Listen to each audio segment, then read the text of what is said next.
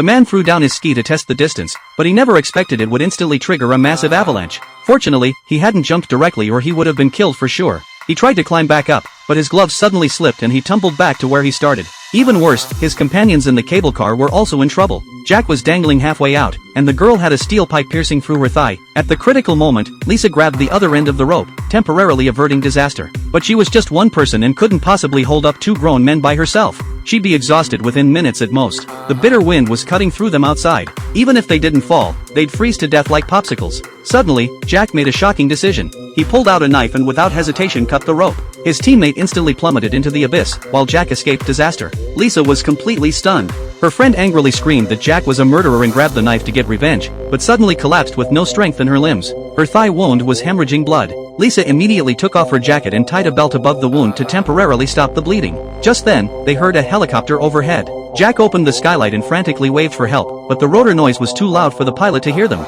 The aircraft flew right past. Lisa pulled out a flare, hoping to signal with the light, but it was too late. The plane disappeared behind the mountain peaks. Jack started blaming the two girls and even shoved Lisa, nearly pushing her over the edge. When he tried to get back into the cable car, he discovered the door was locked from the inside. No matter how hard he tried, he couldn't force it open. It turned out her friend had chosen this method of revenge before dying. In the freezing weather, both of them would soon freeze to death. Jack tried every possible method but couldn't pry open the door lock. In desperation, he noticed Lisa had a key hanging around her chest and immediately got an idea. He wanted Lisa to climb down and enter from the side, then open the skylight from inside to rescue him. Lisa naturally refused to take such a risk, but Jack's expression was deadly serious. As he closed in on her, Lisa suddenly spotted the flare on the ground. She quickly lit it, hoping to scare Jack away, but the rooftop space was too cramped and Jack had nowhere to retreat. When the flare burned out, he continued approaching with the knife in hand. If nothing unexpected happens, something much worse is about to occur.